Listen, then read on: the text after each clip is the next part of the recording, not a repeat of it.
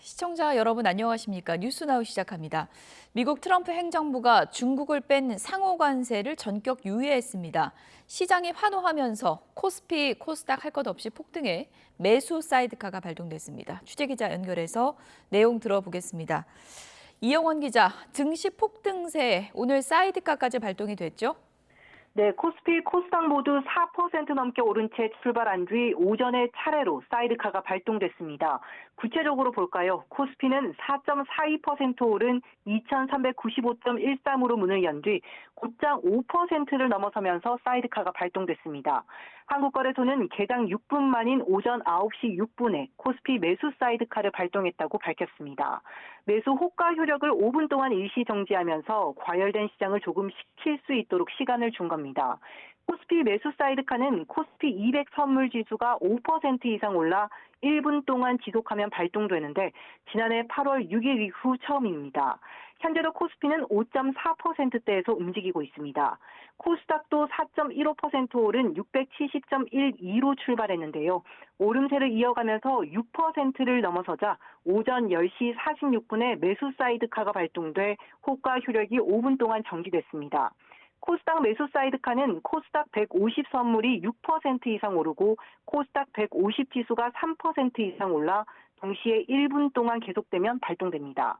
코스닥 사이드카 발동 역시 지난해 8월 6일 이후 처음입니다. 지금은 5.3%대로 오름폭이 다소 줄었습니다. 원화값도 올랐습니다. 서울 외환시장에서 원달러 환율은 38.1원이나 내린 1,446원으로 거래를 시작했는데요. 현재는 1,459원 안팎에서 오르내리고 있습니다. 네, 시장이 이렇게까지 환호를 한 이유, 미국발 관세 유예죠? 그렇습니다. 미국 트럼프 행정부가 관세 부과에 급제동을 걸었기 때문입니다. 밤사이 트럼프 대통령은 중국을 뺀 모든 나라의 상호 관세를 90일 동안 유예한다고 전격 발표했습니다. 중국에 대한 관세는 더 올리긴 했지만 합의 가능성을 열어놓았는데요.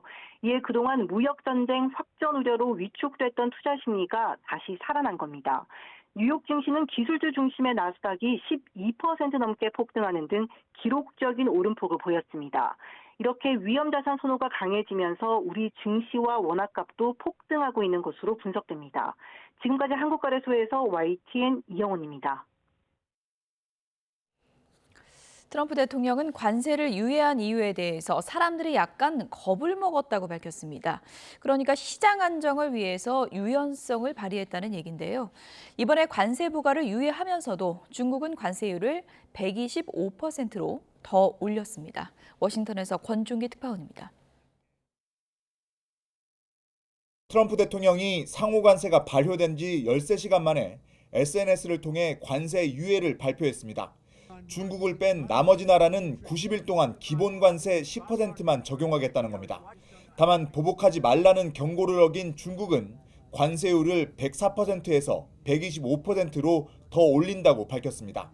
I did a 90-day pause for the people that didn't retaliate because I told them if you retaliate, we're going to double it. And that's what I did with China because they did retaliate. 트럼프 대통령은 상호 관세 유예 이유로 시장 불안을 꼽았습니다. 사람들이 약간 겁을 먹었다며 시장 안정을 위해 유연성을 발휘했다는 겁니다. They were getting yippy, you know. They were getting a little bit yippy, a little bit afraid, unlike these champions, because we have a big job to do. No other president would have done what I did.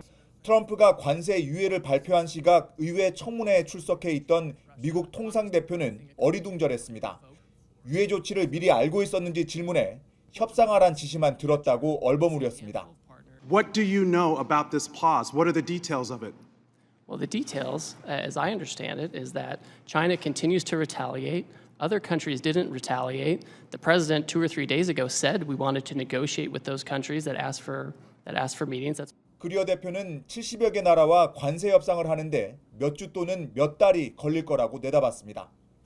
트럼프 유예 발표로 한국 관세율은 기존 25%가 아닌 10%가 적용되지만 철강과 자동차에 매겨진 25% 품목별 관세는 그대로 유지됩니다.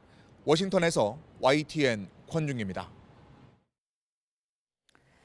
정부는 트럼프 대통령의 상호 관세 유예를 긍정적으로 평가했습니다. 그러나 트럼프 대통령이 방위비 분담금 문제를 상호 관세와 포괄적으로 논의하겠다는 의지를 밝히면서 앞으로 협상에 난항이 예상됩니다. 워싱턴에서 홍상희 특파원입니다.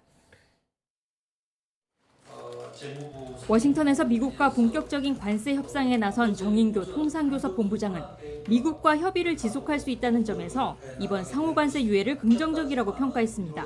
미국과 이 관세 협상을 지속하여 우리 업계에 미칠 영향을 최대한 줄일 수 있는 여지가 확보되었다는 점에서 긍정적으로 평가할 수 있겠습니다. 앞으로 미 무역대표부와 재무부, 상무부가 상호 연계해 우리나라와 협상을 추진할 것으로 판단하고 있다며 국익을 위해 끈질긴 설득에 나서겠다고 밝혔습니다. 제이미슨 그리어 무역대표부 대표, 국제무역 차관 내정자 등과 잇따라 만난 정 본부장은 상호 관세 외에도 품목별 관세 우려를 전달하고 한미 경제안보 협력 방안을 강조했습니다. 철강 자동차 등 관세 조치에 대한 우리 입장을 설명하며 관세 인하 등 특별한 대우를 요청하였습니다. 석 달의 시간은 벌었지만 협상은 쉽지 않을 전망입니다. 트럼프 대통령이 한국의 방위비 분담금 증액과 상호 관세를 포괄적으로 협상하겠다는 의지를 밝혔기 때문입니다. We pay for military over in Europe. We don't get reimbursed by much. South Korea too. That's unrelated to trade, but I think we'll make it part of it because it makes sense. Be nice to wrap it all up in one package for each country. 앞서 트럼프 대통령은 한덕수 대통령 권한대행과의 통화 직후에도 방위비 분담금을 언급하며 원스톱 쇼핑으로 무역과 관세뿐 아니라 안보 현안을 한꺼번에 다루겠다는 뜻을 밝혔습니다.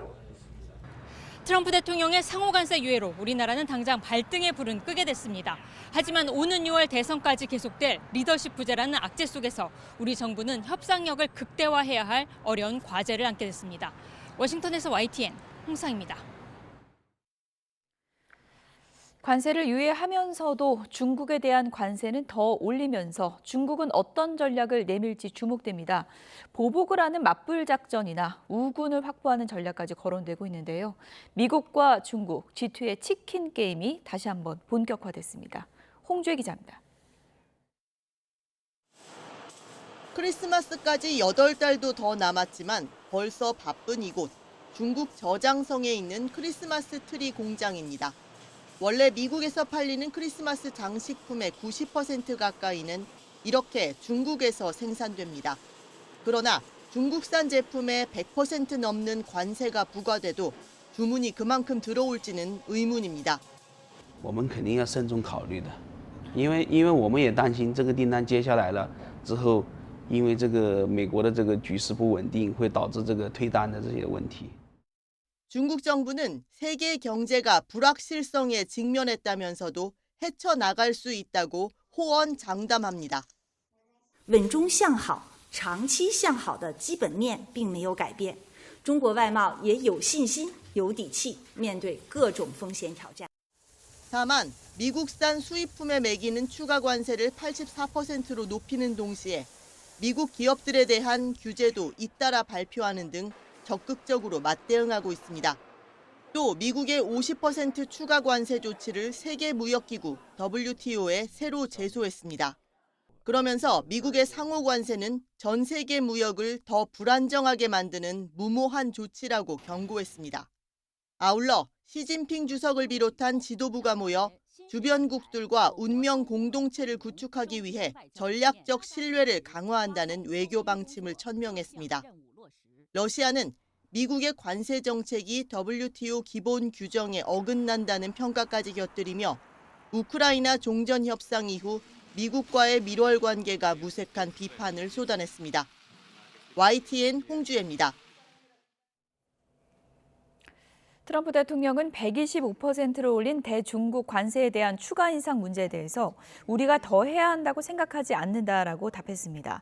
트럼프 대통령은 백악관 집무실에서 진행한 행정명령 서명식에서 중국에 추가로 관세를 부과할 것인지를 묻는 말에 그것을 상상할 수 없다며 이같이 밝혔습니다. 시진핑 중국 국가주석과 만나거나 대화할 것인지를 묻는 말에는 물론 나는 그와 만날 것이라며 그는 내 친구이고 그를 좋아하며 존경한다고 말했습니다. 조기 대선이 50여일 앞으로 다가온 가운데 더불어민주당 유력 주자인 이재명 전 대표가 다큐멘터리 영상 형식으로 공식 출마 선언을 했습니다. 보수 진영에선 한동훈 전 대표가 국회에서 출마를 선언하는데 이 국민의힘은 비대위 회의를 통해 경선 제도를 확정했습니다. 국회 취재기자 연결합니다. 김철희 기자. 네, 국회입니다. 네, 이재명 전 대표 대선 출마를 공식화했죠?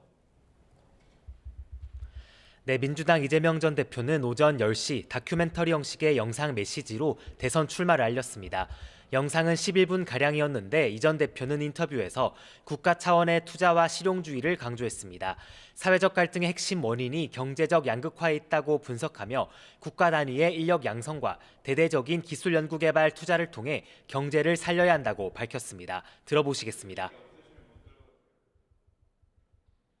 경제는 사실 민간 영역만으로는 제대로 유지 발전되기 어려워요.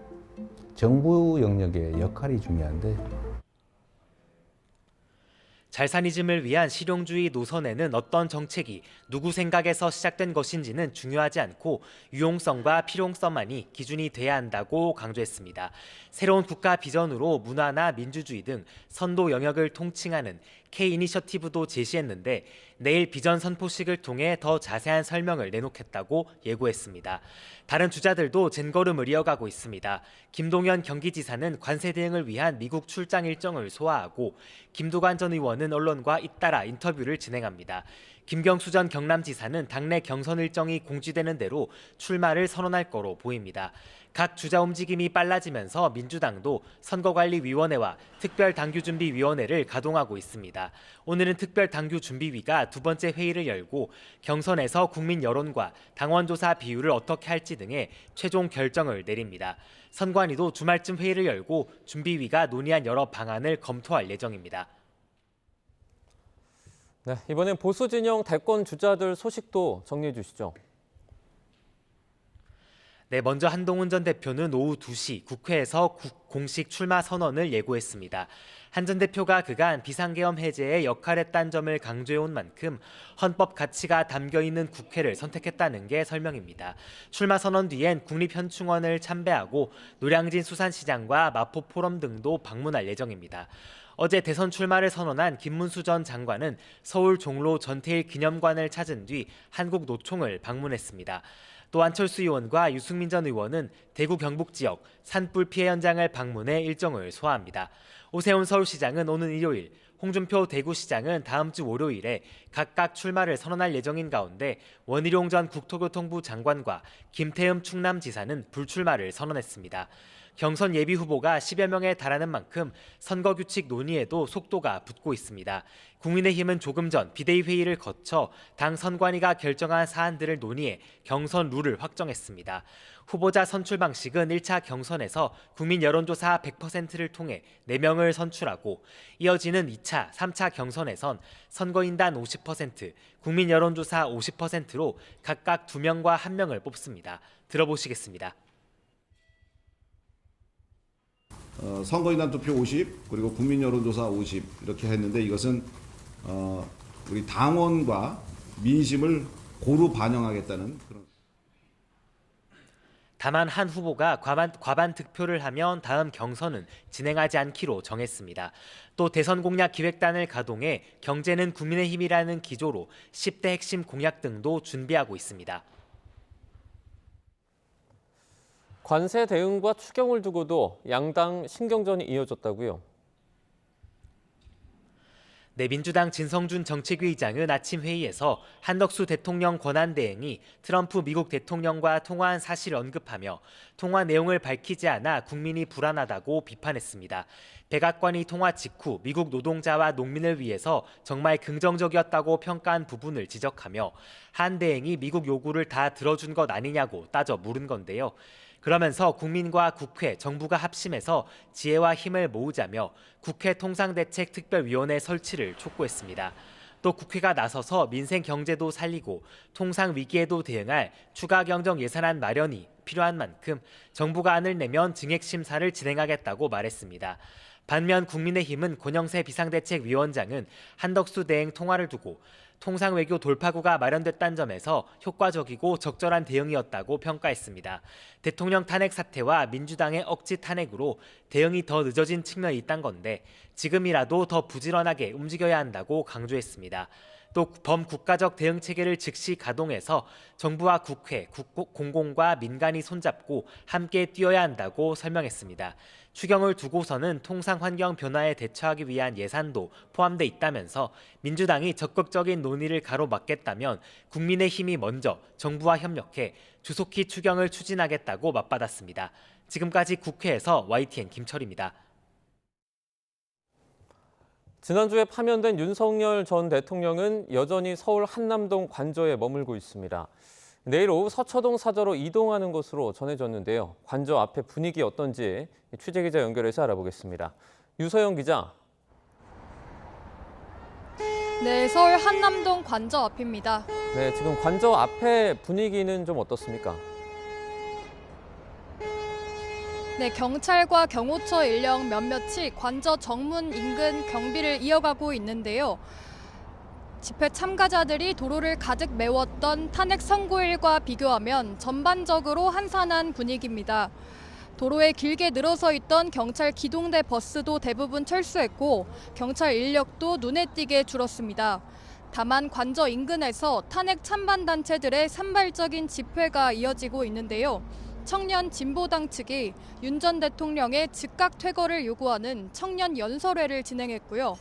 관저 앞에는 퇴거를 촉구하는 단체의 집회 무대가 차려져 있습니다.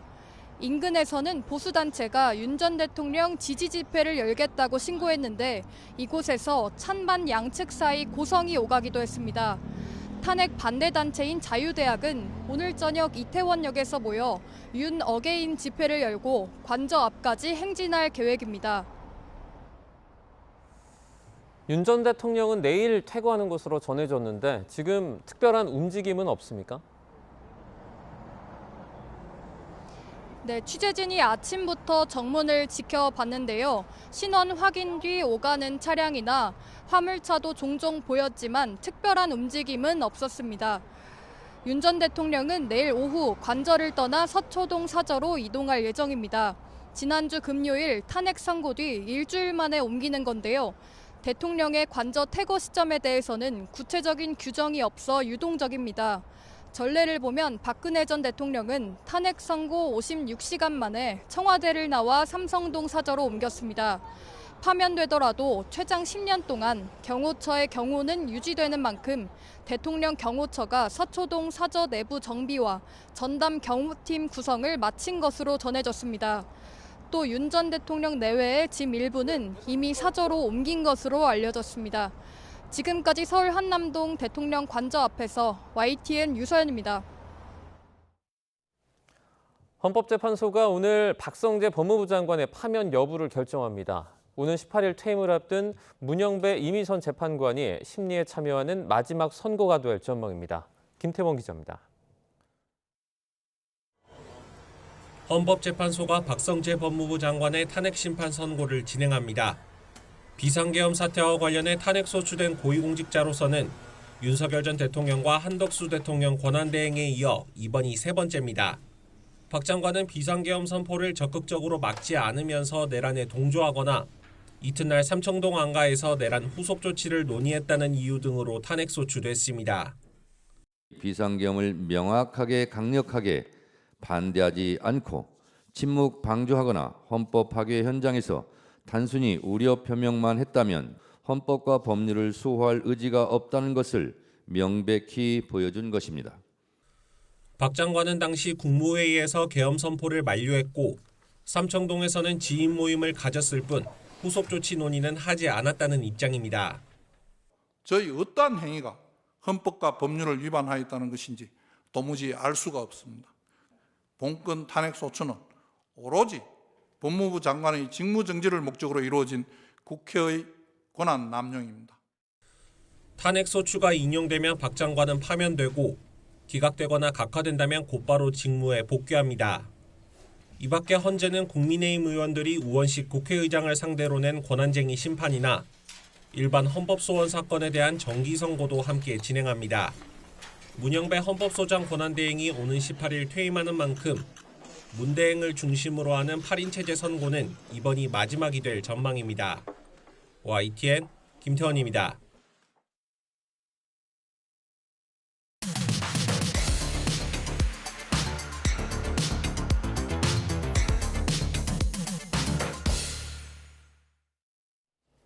각이 살아있는 정치평론 시사정각 시작하겠습니다. 오늘은 최진영 변호사 그리고 김진욱 전 민주당 대변인 두 분을 모셨습니다. 어서 오세요. 네, 반갑습니다. 네. 조기 대선 전국의 가장 유력한 대권 주자죠. 이재명 전 대표가 오늘 영상으로 출사표를 던졌습니다. 어떤 내용인지 잠시 보시죠. 먹고 사는 문제가 가장 중요하다. 이거는 사실은 매우 기능적이고 물질적인 거예요. 고통스럽게 살지 않게 해줘야 한다. 잘사니즘이라고 하면 좀 더 가치지향적이고 좀 정신적이고 고통 없는 삶을 넘어선 더 행복한 삶을 살 수 있는 세상을 만들자. 그게 빨간색이냐 파란색이냐 아니면 어떤 방법이 정책이 누구의 생각에서 시작된 것이냐 그럼 특별한 의미가 없죠.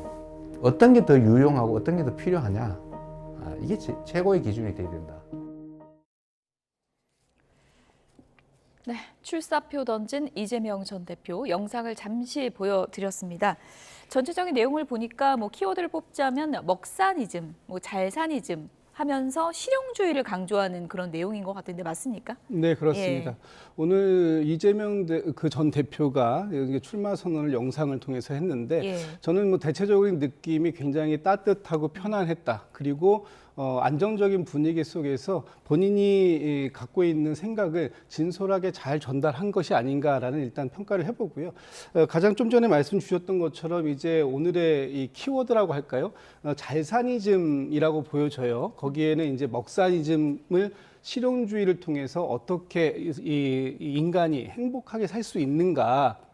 국민들이 더 큰 행복을 찾을 수 있는 그런 부분들을 경제적인 부분에서 좀 찾아야 되겠다라는 부분을 말씀하신 건데 그중에서도 이제 가장 인상이 깊었던 부분이 좀 전에 말씀 주셨던 것처럼 과거에도 약간 유연성을 강조하는 부분이 있었습니다. 그게 이제 실용주의라고 하고 소위 흑묘, 백묘, 이 까만 고양이든 하얀 고양이든 쥐만 잘 잡으면 된다라는 부분이 있었는데 오늘 말씀하신 부분은 경제 정책에 있어서는 그 근원이 빨간색이냐 파란색이냐 아마 보수에서 시작됐느냐 진보에서 시작됐느냐 이런 부분을 이제 평가하신 것 같은데 그것이 중요한 게 아니라 어떤 방법이나 또는 이 정책이 누구의 생각에서 나온 것이 중요한 게 아니라 어떤 것이 더 유용하고 더 필요한 것인가 그것이 최고의 기준이다 이런 부분들을 잘 말씀하신 게 아닌가 싶습니다. 그러니까 남은 조기 대선 국면에서 이재명 전 대표의 핵심적인 전략은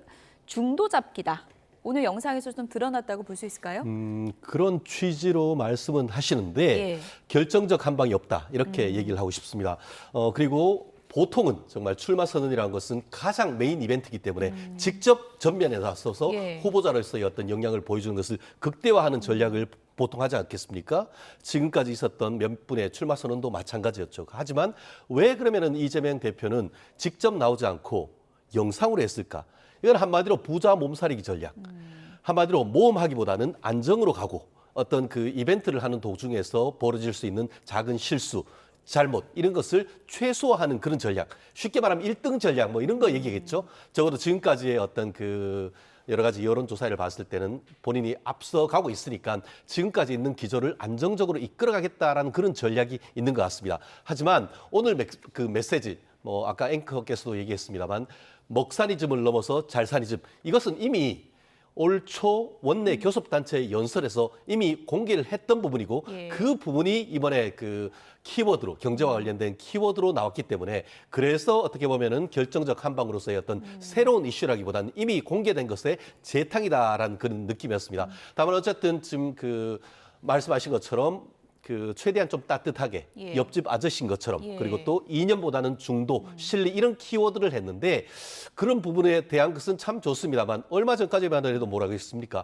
지금 어떤 그 우원식 국회의장이 그 개헌 이런 부분을 얘기했더니만 개헌이 무슨 말이냐. 지금은 내란 종식이 먼저다. 예. 실질적으로 몸에서 지금 얘기하는 것은 내란 종식, 국민 갈라치기 이런 걸 얘기했지만 이게 적어도 이제 외면으로는 지금은 그런 얘기를 하기 어려우니까 이런 그 중도, 실용, 성장을 얘기했습니다만 거기에서 얼마나 그 실용적이고 국민들에게 다가가는 행동으로 이루어질지 거기에 관건이 있다고 봅니다. 예.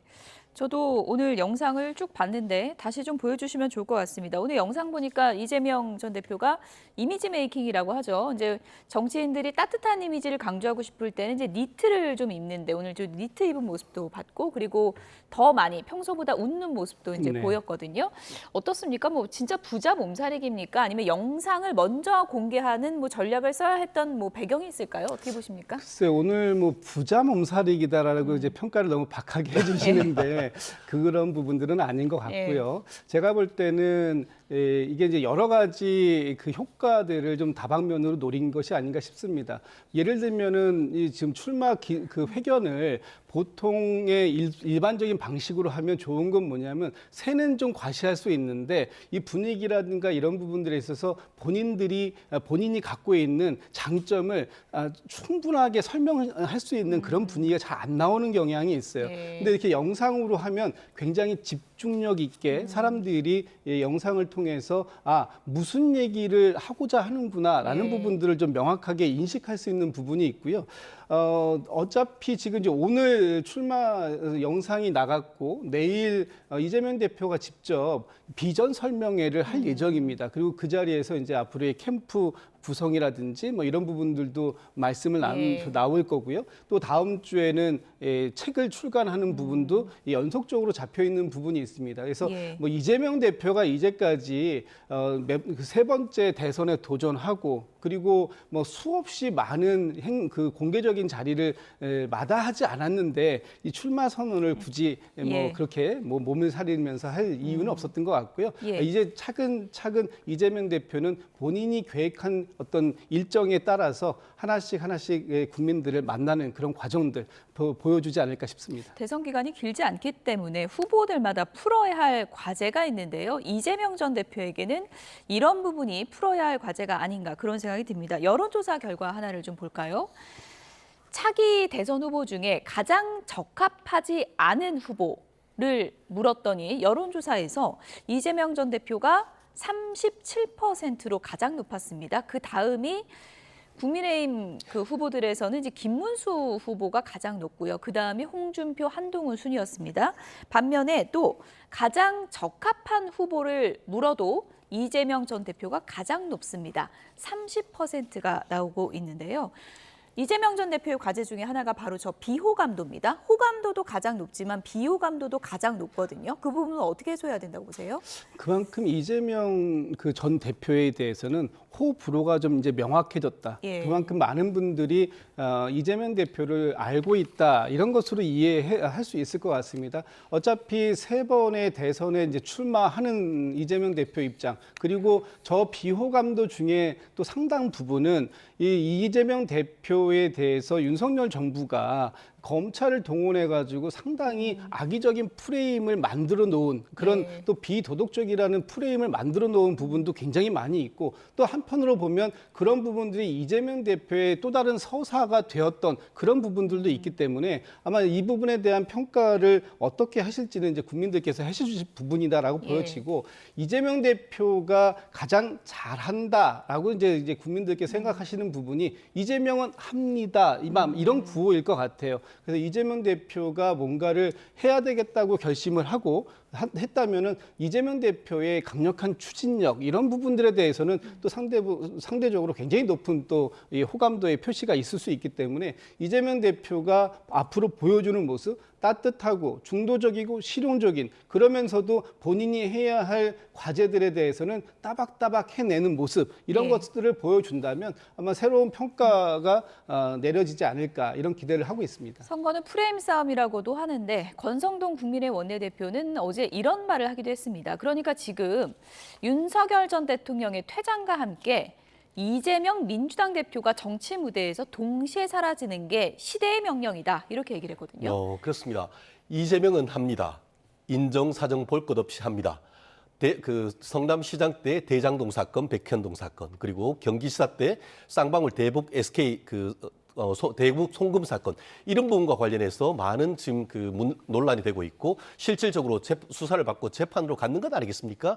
그러다 보니까 아마 그런 부분 이재명은 합니다라고 얘기했을 때는 그런 어떤 이재명 대표에 대한 비호감 또 어떤 모험을 지나치게 감수하는 그런 행정 이런 부분에 대한 네거티브한 부분이 있었다라고 생각하고 아마 그런 부분이 지난 대선의 패배의 원인으로 보이는 것 같습니다. 그러다 보니까 이번 같은 경우에는 지금은 이재명 이런 식으로 해서 조금 더 이제 온건하고 조금 더 국민들에게 다가가는 그런 모습의 어떤 프레지던셜 아이덴티티 PI를 만들려고 하는 건 맞는데 적어도 그럼에도 불구하고 지난 대선 과정에서도 윤석열 대통령과 이재명 대표가 붙었고 그 가운데 이번에 윤석열 대통령은 안타깝지만 며칠 전에 파면당했습니다.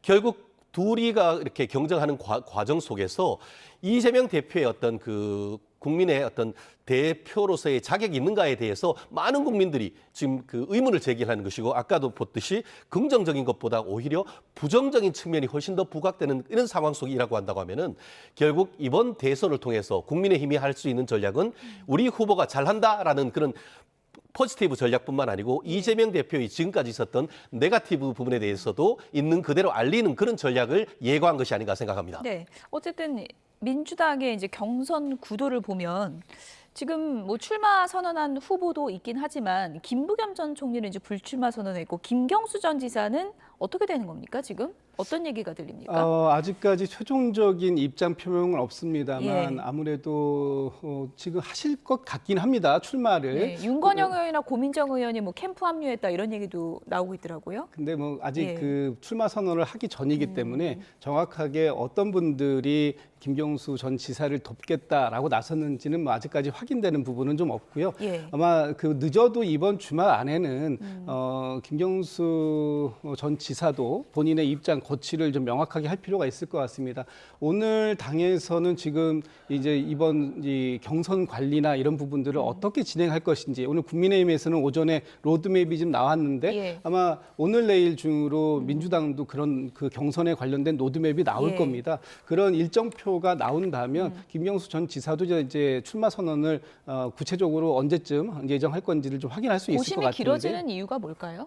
아무래도 지금 상황에서 이재명 전 대표가 굉장히 강력한 경쟁력을 가지고 있다라는 부분이 있고 사실 이번에 윤석열 전 대통령이 파면이 되었습니다만 그 과정에서 뭔가 다른 조기 대선을 준비할 수 있는 시간적 여유가 상대적으로 상당히 부족했기 때문에 지금 민주당의 잠룡들이라고 하는 분들은 그런 준비를 할 수 있었던 동력이 좀 많이 좀 부족했던 게 아닌가 이런 부분들이 하나의 어떤 고심의 포인트가 되고 있는 게 아닌가 싶습니다. 워낙에 일강 구도가 굳어지다 보니까 다른 후보들의 고심도 좀 길어지고 있다 이런 분석도 있는데요.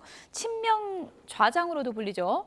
정성호 의원이 오늘 아침 이재명 전 대표가 만약에 대통령이 된다면 용산은 들어가지 않는다 이렇게 얘기를 했습니다. 들어보시죠. 이미 용산 대통령실은 여러 가지 보안이라든가 경호상 문제점도 많이 있었고 또 사실 그 자리가 원래 군 주일제 시대 때 군 주둔지 아니었습니까? 맞아요. 대통령이 군사 관계자들, 군부 지도자도 같이 있는 건 너무너무 위험한 거거든요. 그게. 그러니까요. 예. 그 군사 구타를 일으켰던 주범들이 모였던 장소가 거기 아닙니까? 그런데 어떻게 다시 들어가겠습니까? 일단 이재명 전 대표가 되면 용산은 안 간다 이 얘긴데요. 그럼 어디를 가나요? 일단 지금 저 말씀은 이제 당위적인 말씀이신 것 같습니다. 지금 현재 이제 6월 3일 날 이제 선거가 끝나고 6월 4일 날 바로 아마도 국회에서 지난번처럼 2017년처럼 약식으로 취임 선서를 하시고 난 다음에 바로 곧바로 이제 업무를 시작해야 되는 거 아닙니까? 이번엔 인수위도 없는 그런 상황이기 때문에 지금 당장 새로운 공간을 알아보거나 또는 준비할 수 있는 시간적 여유가 없어요. 현실상으로는 당장은 용산으로 들어갈 수밖에 없습니다. 그러나 용산에서 계속적으로 앞으로 임기를 다 할 것이냐 하는 부분에 있어서는 고민이 분명히 있어야 된다라는 지금 말씀을 주시고 계시는 거고 절대 안 간다, 하루도 안 간다 이 얘기는 그 얘기는 아니죠. 말씀이시죠. 현실적으로 지금 당장 그 대통령께서 취임하시고 근무를 하셔야 되는 그런 공간은 필요하고요. 뭐 인수위가 있다고 한다면 인수위 기간 동안에 다른 제3, 제2, 제3의 공간을 알아볼 수도 있겠지만 그럴 만한 시간적 여유가 없다 하는 부분들이 있기 때문에 지금 이제 저 말씀은 앞으로 용산에서 계속적으로 이 차기 임기를 지속하겠다.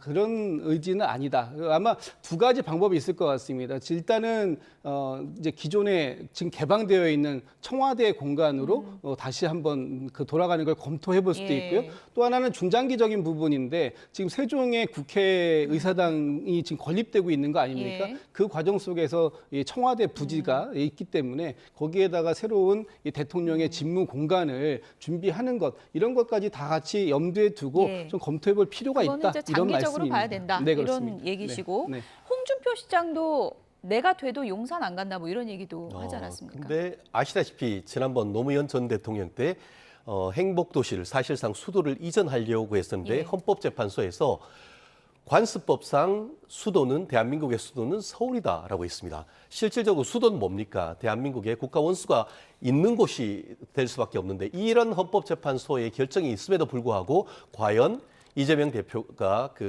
전 대표가 대통령이 만약에 된다고 했을 때에 세종시로 갈 수 있느냐? 저는 그 사실상 불가능하다라고 보고요.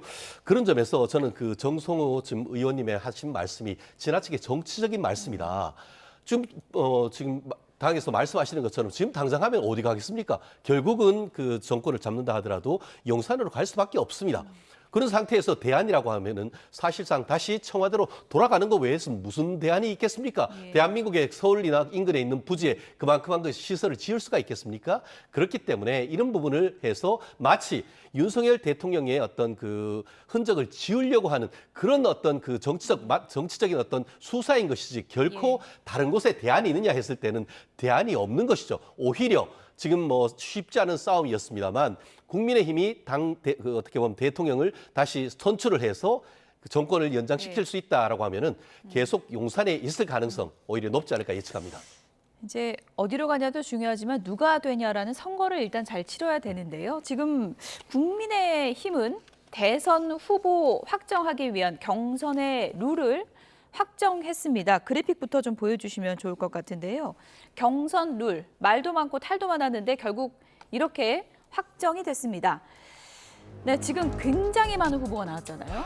일단 4명을 추립니다. 4명을 22일에 추리고 또 2차 경선을 해서 2명으로 추립니다.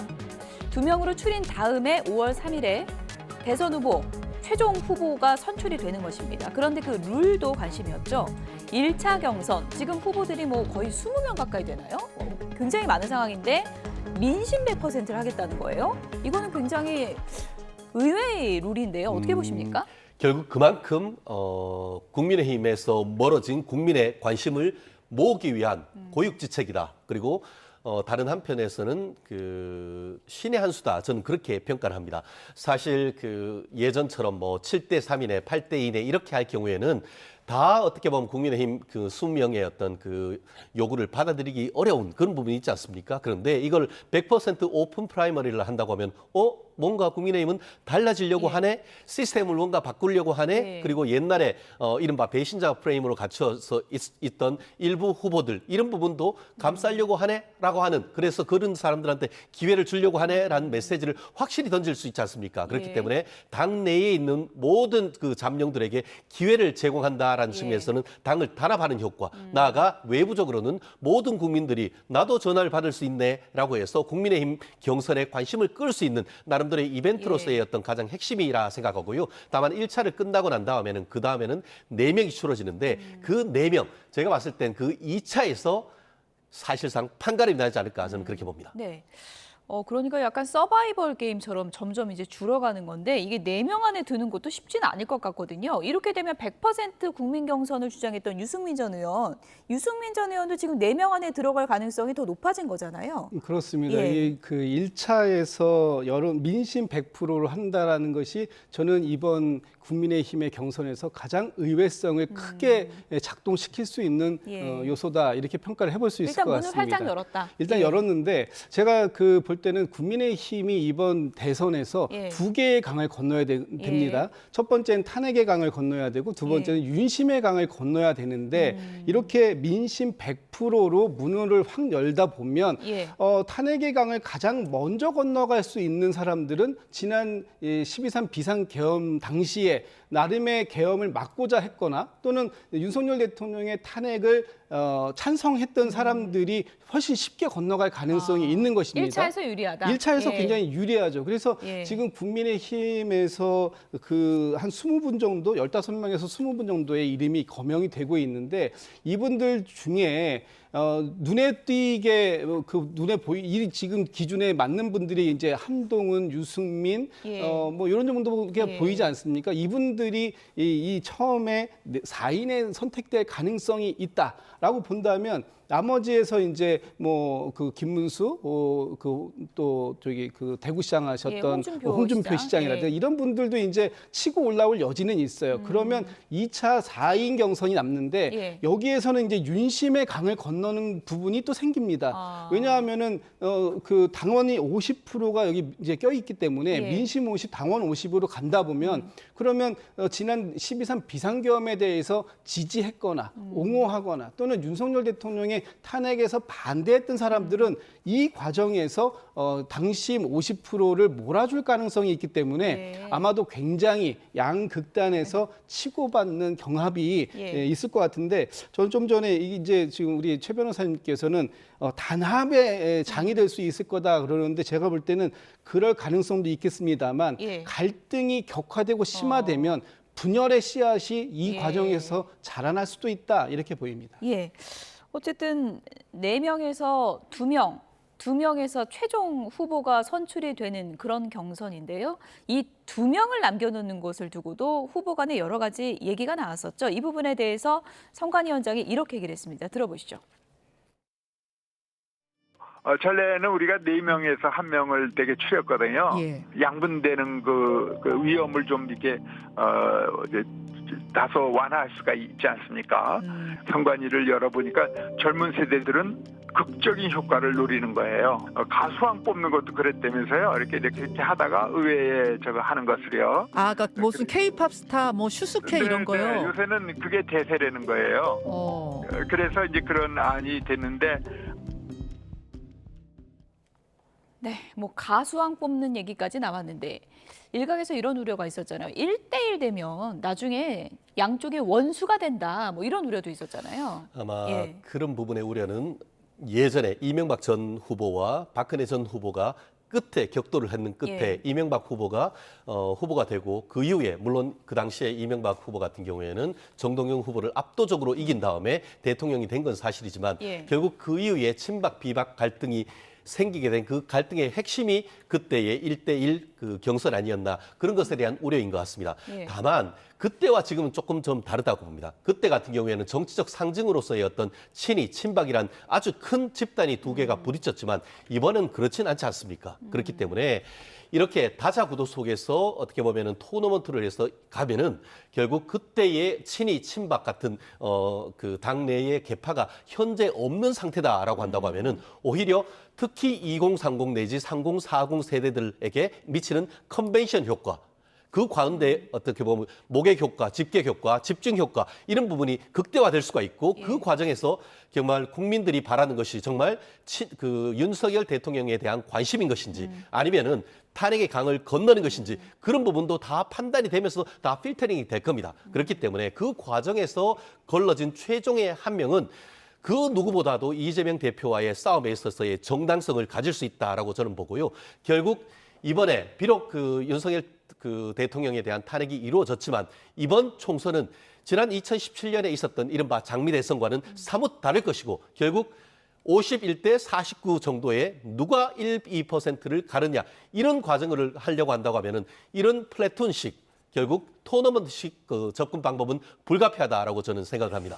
마지막에 이제 1대1로 남으면 보는 사람은 참 흥미진진할 것 같긴 한데 지는 쪽에서 선거운동을 돕겠느냐 뭐 이런 우려는 계속 있는 것 같습니다. 저는 뭐 그런 부분들의 우려도 있을 수 있을 것 같아요. 예. 그런데 지금 국민의힘의 이 그 경선 방식에 뭐 이게 재미도 있을 것 같고 나름의 흥행도 예. 있을 것 같습니다. 예. 그런데 결국 의외성이 늘 경쟁력을 담보하는 것은 아니다라는 것이고요. 제일 중요한 것은 마지막에 국민의힘의 후보가 민주당의 후보를 이기는 것 아니겠습니까? 과연 그럴 수 있는 경쟁력을 이 과정 속에서 찾아낼 수 있는가 하나가 이제 첫 번째 포인트, 관전 포인트고 저는 하나가 더 있다고 봅니다. 지금 국민의힘에서 만들어내는 후보가 과연 최종 후보이겠는가 아니면 또 다른 이 그 단일화 후보 단일화 얘기가 나올 수 있지 않을까. 첫 번째로 나올 수 있는 건 이준석 의원일 것이고요. 두 번째는 지금 한덕수 권한대행이 지금 요즘에 하고 있는 어떤 행보들이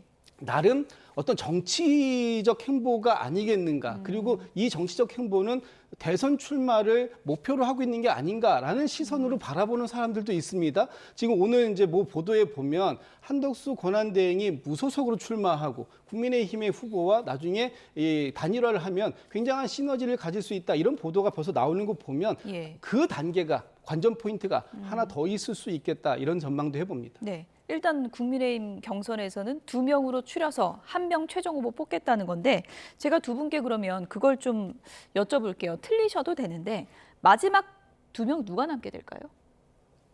먼저 하시죠. 먼저 얘기하셔야 될 것 같아요. 국민의힘 사정을 잘 아시니까 먼저 하시는 게 좋을 것 최진영 같습니다. 변호사부터 하시죠. 저도 정말 함부로 말씀드리기가 참 어려운 부분이 그 예. 부분이 아닌가 싶은데요.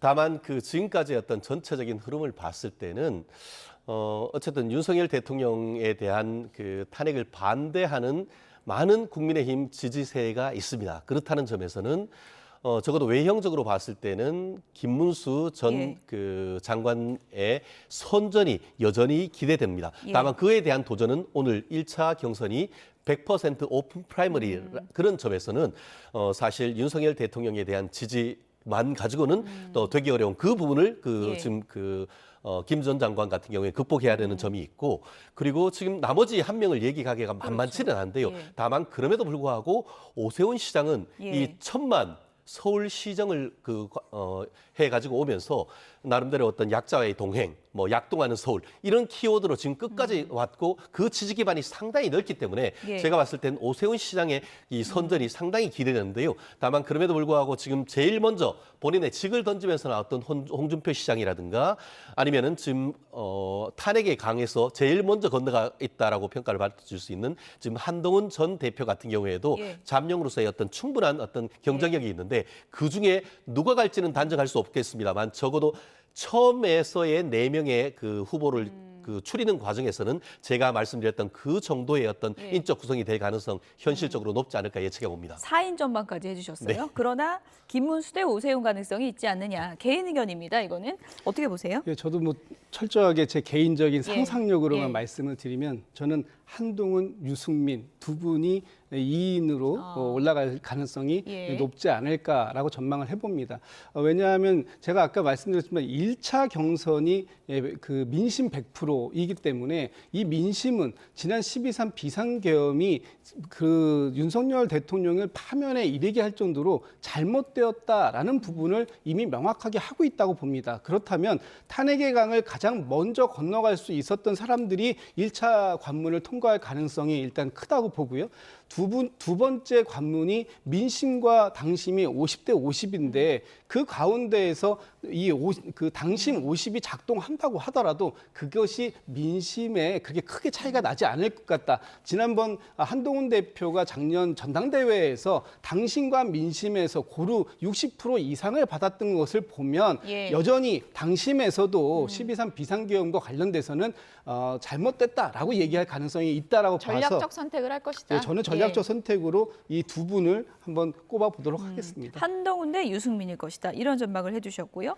한동훈 전 대표 측의 신지호 전 의원은 김문수 대 한동훈일 것이다. 또 이런 전망을 하기도 했는데 이건 뭐 다 상상력이니까 어떻게 될지 좀 봐야 될 것 같고요. 한동훈 전 대표는 오늘 오후 2시에 계엄을 막았던 장소 국회 앞에서 출마 기자회견 한다고 합니다. 오늘 날짜도 또 이재명 전 대표가 영상을 공개한 날짜여서 이재명 대 한동훈 구도를 의식한 거 아니냐 이런 또 분석도 있습니다. 나름대로 전략적 선택이겠죠. 또 아직까지 후보군들 중에 가장 젊은 그 분이시고 하다 보니까 그리고 본인이 트레이드 마크로 낼 수 있는 것은 이재명 그 대표에 대해서 본인이 어떻게 보면 지난 총선 과정이라든가 아니면 그 이전에 이 법무부 장관으로서 이른바 이재명 저격수로서의 역할을 했던 그런 점을 최대한 부각시키는 과정 속에서 이재명 그 전 대표와의 어떤 1대1 맞대결을 하기 위해서 같은 날 오전 오후에 이런 그 출마 선언을 하는 것은 그런 구도를 극대화시키기 위한 전략적 선택이 아닌가 하는 그런 것은 충분히 해석 가능하고요.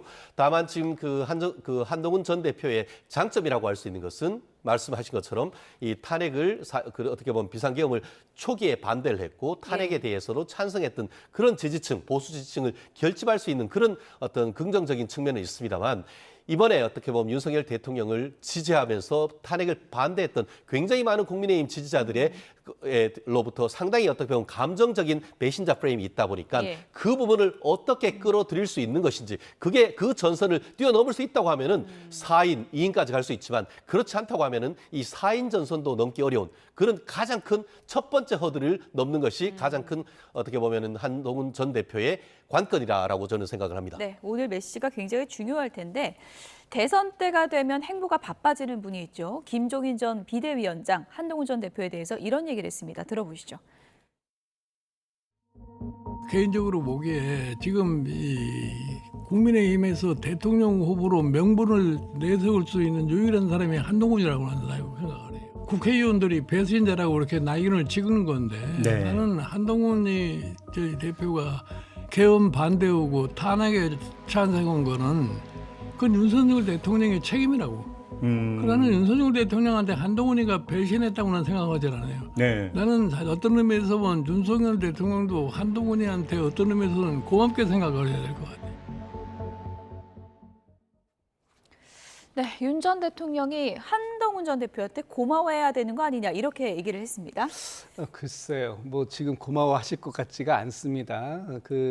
이번에 사실 굉장히 12월 초에 비상계엄이 터지고 나서 바로 가장 윤석열 전 대통령을 가장 세게 몰아붙였던 여권 인사가 누구냐? 그러면 아마 주저함 없이 한동훈 전 대표를 1번으로 꼽는 분들이 가장 많으시지 않겠습니까? 그만큼 한동훈 전 대표가 초기에 이 비상계엄을 해제시키는 과정, 그리고 윤석열 대통령을 탄핵시키는 과정에서 상당한 역할을 했다라는 부분들은 인정할 수밖에 없는 부분일 것 같고요.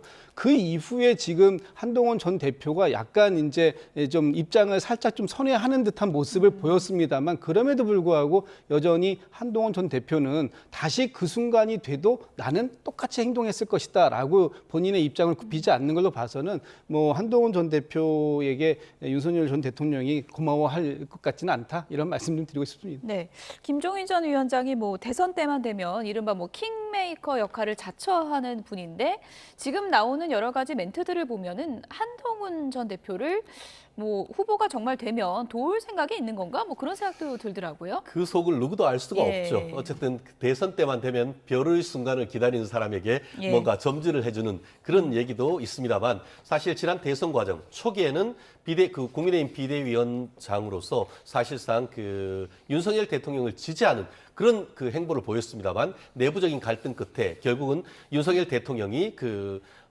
김종인 전 비대위원장을 사실상 결별했던 그런 것 아니겠습니까? 그러다 보니까 그런 사감이 있어서 그런지는 모르겠습니다만 윤 대통령에 대한 어떤 조언이나 이거보다는 그때의 어떻게 보면 이런 탄핵이나 이런 부분을 찬성했던 한동훈 전 대표에 대해서 좀 다가가는 그런 모습이 있는데 사실 그런 말씀을 할 자격이 있는지에 대해서는 상당히 의문입니다. 왜냐하면은 지금 이른바 명태균 게이트와 관련해서 본인도 지금 형사상 수사를 받고 있는 그런 상황 속에서 과연 이런 부분에 대해서 감나라 배나라 할 그럴 자격이 있는지에 대해서 저는 의문을 제기하고 싶습니다. 이제 경선의 막이 서서히 오르고 있죠. 지금 후보들 간에 서로 견제도 심해지고 있는 상황인데요. 그래픽 좀 보여주시면 홍준표 전 대구시장 문수영은 탈레반 이러면서 김문수 후보를 향해서 공개 저격에 나섰는데 한동훈 전 대표 갑자기 싱크홀 얘기를 했습니다. 서울시가 싱크홀 고위험 지역을 공개해야 된다. 이렇게 손 놓고 있으면 안 된다. 이거 누구 저격한 겁니까? 뻔하지 않습니까? 오세훈 시장을 직격한 거 아니겠습니까? 이거 돌려서도 아니고 저는 직격이라고 보는데 손 놓고 있다 이 말이 아닙니까? 네. 지금 이제 그 국민들이 특히 서울 시민들이 굉장히 불안감을 많이 느끼고 있고 이번에 이제 그 강동에서 있었던 싱크홀 때문에도 이 서울이 그동안 싱크홀이 있을 수 있는 위험 지역들을 사전에 조사하고 관리하겠다고 했던 부분들 이런 부분들에 대해서 왜 이 시민들한테 공개 안 하느냐 이런 부분들을 얘기하면서 오세훈 시장의 아픈 부분을 건드렸는데 사실 오세훈 시장한테는 이 싱크홀 말고도 또 하나가 아픈 부분이 있잖아요. 토지거래 허가제라는 이 토호제 이 부분 때문에 지금 강남의 아파트 값이 급상승하는 이 상황들이 있었고 그것 때문에 토호제를 지금 다시 취소하고 거두어들이는 이런 정책적 오류가 있었던 것 아마 이제 이런 부분들도 조만간에 이 토론 과정에서 공격을 할 텐데 이번에 재미있는 게 아마 지명 토론 같은 게 있다고 합니다. 후보자가 그 지명 토론에서 누가 누구를 지명할 것인지 이것은 굉장히 좀 재미있는 관전 포인트가 될 것 같고 그 과정들 속에서 서로에게 굉장히 아픈 공격들, 네거티브적 공격들이 가미될 가능성 굉장히 크다. 저는 그렇게 전망합니다. 홍준표 시장은 김문수 전 장관을 겨냥하는 것 같고 한동훈 전 대표는 어떻습니까? 지금 이 말 갖고 단정할 수는 없지만 오세훈을 누르면 내가 3차 갈 수 있다. 이런 생각도 하는 걸까요? 결국은 잠재적인 자기의 경쟁자를 저격하는 것은 싸움의 룰 아니겠습니까? 그리고 또 직접 본인의 어떤 마이웨이를 보다 누군가를 저격한다는 것은 사실상 상대적으로 자기가 그 저격하는 사람들에 비해서 연루이라는 것을 사실상 입증하는 그런 부분도 있는 것 같습니다. 좀 전에 얘기하신 것처럼 한동훈 그 전 대표와 오세훈 시장 같은 경우에는 중도 보수를 좀에 대한 한마디로 본인의 지지층이 좀 겹치는 그런 부분이 있고 지금 홍준표 시장이나 또 김문수 지사 같은 경우에도 어떻게 보면 강성 보수 쪽의 이미지가 있다 보니까 결국 지지층이 겹치는 그런 상황 속에서 땅 따먹게 하려고 하는 그런 의미가 강한 것 같습니다. 다만 그런 상황 속에서 지금은 누구를 저격할 때가 아니고 내가 뭘 할지 그것을 먼저 내는 것이 먼저이지 것이 시작하기도 전에 상대방 후보를 저격하는 것은 룰을 봤을 때 결코 어떻게 보면 본인의 점수를 따기보다는 잃을 수 있다. 그 점 명심해야 될 것 같습니다. 땅 따먹기라는 얘기까지 지금 나왔는데 어쨌든 오세훈 시장 고심이 길었는데 다음 주 13일에 출마 선언을 하겠다 이렇게 예고를 했죠. 오세훈 시장 얘기도 좀 들어보겠습니다. 제가 다른 분들에 비해서 조금 고민의 기간이 길었습니다. 그 이유는 부끄럽고 죄송하기 때문입니다. 우리 당이 배출한 대통령께서 탄핵을 당했습니다. 국민 여러분들께 한없이 송구스럽고 죄송하다는 생각이기 때문에 촉박한 대선 일정이지만 빠른 결정을 하는 게 저로서는 쉽지는 않았습니다. 약자와의 동행이 정말 중요한 가치라고 생각합니다. 대선에 임하는 마음가짐도 약자와의 동행입니다. 네, 이번에 대선에 도전하는 후보들이 경제 관련 얘기를 많이 하는데 이재명 전 대표는 앞서 실용주의를 좀 강조했고 오세훈 시장은 약자와의 동행을 내걸 것 같습니다. 그렇습니다. 사실 예전 같은 경우에 그 서울시장 재보궐선거하고 그 다음에 또 연속으로 지금 세 번째 하고 있는데 지난번 그 재보궐선거로 했을 때 출마 선언은 어디서 있냐면은 저쪽 강북 쪽에 정말 그동안 많이 그 소외됐다라고 할 수 있는 지역의 한 공원 앞에서 그와 같은 일을 했습니다. 결국 그와 같은 그 약자와의 동행이란 키워드로 서울에 소외되고 힘든 분들, 이런 분들에 대해 포커스를 뒀고 그래서 어떻게 보면 그 지난 같은 경우에는 전 서울 25개 구 전역에서 압도적인 어떻게 보면 우세승을 했었지 않습니까? 그렇기 때문에 그와 같은 약자와의 동행이란 키워드를 대선까지도 가지고 가려고 하는 그런 전략이 있는 것 같습니다. 경우에는 약자와의 동행은 앞자를 따면 약동하는 대한민국으로까지 이어갈 수 있는 그런 확장성 있는 키워드이기 때문인 것 같은데요. 약동하는 최진영 변호사가 만드신 거예요? 제가 예전에도 같이 하면서 그런 얘기를 좀 그렇습니까? 했던 적도 있습니다. 그만큼 나름대로 준비된 시장, 준비된 대통령 얘기를 하고 있는 것 같은데요. 말씀드린 것처럼 서울의 시장으로서 1,000만 내지 1,500만 이상의 어떤 시민들과 어떤 호흡하고 소통해 왔던 그런 장점이 있기 때문에 짧은 시간 내에 어떻게 보면 이 경선 과정에서도 본인의 어떤 존재감을 나타낼 수 있다. 결국 서울시정을 아직 쉽게 넘겨줄 수는 없는 거 아니겠습니까? 그러다 보니까 단단하게 어떻게 보면 서울시정을 맡겨놓고 출마를 하는 선언을 하다 보니까 그 기간도, 준비 기간도 다른 후보들보다는 조금 길어지는 그런 부분은 있는 것 같습니다. 또 하나 지금 거론되는 카드가 김진욱 전 대변인이 조금 전에 언급해 주신 이제 한덕수 추대론인데, 트럼프 대통령이 한덕수 대행에게 직접 물었다. 대선 나갈 거냐 이런 보도가 오늘 나왔어요. 근데 한덕수 대행이 안 나간다 이렇게 답변은 안 한 것 같더라고요. 보도 내용이 사실이라면 어떻게 보십니까? 그렇습니다. 저도 그 보도를 보고 한덕수 권한대행께서 지금 다른 생각을 갖고 계시고 있는 건 아닐까라는 생각을 해봤습니다. 일국의 대통령, 특히 미국의 대통령께서 상대 그 국가의 최고 지금 책임을 맡고 있는 분에게 당신 이번에 대통령 선거에 나가십니까? 라고 얘기하는 것이 단순한 덕담 차원은 아닐 것이다. 그렇다면 뭔가 지금 죄송합니다. 한덕수 권한대행의 이런 최근의 행보들이 정치적으로 읽힐 만한 것이고 그런 가능성이 있다라고 봤기 때문에 당신께서는 대통령 선거에 나가시냐 이렇게 물어본 거 아니겠어요? 그리고 답변도 또 한 가지 제가 지금 여러 제안들을 많이 받고 있는데 고민 중에 있습니다. 어떤 결정도 내리지 않았습니다. 라고 얘기하는 건 내릴 가능성이 있습니다. 라고 얘기하는 것과 다르지 않다.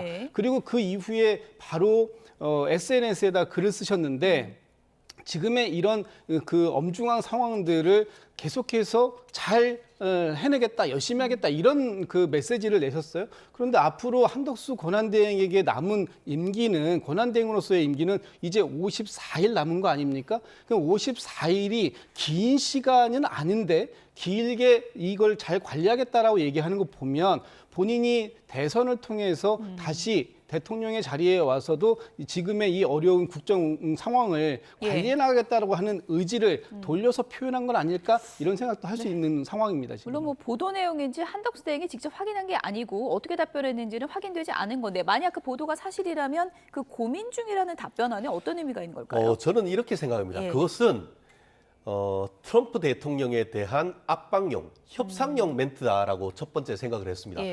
아시다시피 지금 그 대통령 권한 대행, 액팅 프레지던트 있지 않습니까? 예전에 2016년, 17년 같은 경우에도 그 당시에 황교안 대통령 권한 대행인 경우에는 트럼프 대통령 그때 첫 했을 때 4번이나 통화를 했습니다. 그런데 최상목 그 부총리 같은 경우에는 전화 한 번 못 했지 않습니까? 결국 한덕수 총리 같은 경우에도 내가 단순한 권한 대행을 넘어서 대통령이 될 수도 있다라는 것은 트럼프 대통령도 협상의 파트너로 인정해 달라라는 그런 대한민국의 국익을 위한 멘트인 것이지 결코 그것이 어떤 대통령에 대한 어떤 욕심이 있다라고 보기에는 좀 어려운 점이 있는데요. 다만 정말 어떤 플랜 B로서 그런 생각이 있다라고 한다고 하면은 빨리 나서는 것도 한 가지 방법이라고 생각합니다. 네, 어쨌든 황우여 선관위원장은 꽃가마는 없다. 이렇게 오늘 입장을 밝혔다는 점을 전해드리면서 마무리를 하겠습니다. 최진영 변호사, 김진욱 전 민주당 대변인 두 분이었습니다. 고맙습니다.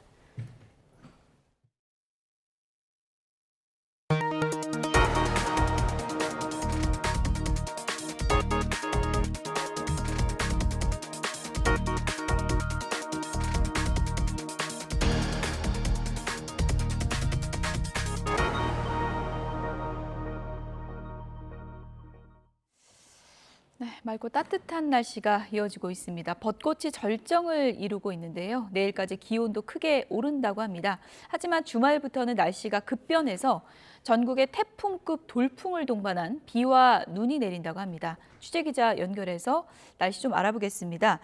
정혜용 기자, 내일까지는 기온이 많이 오른다고요?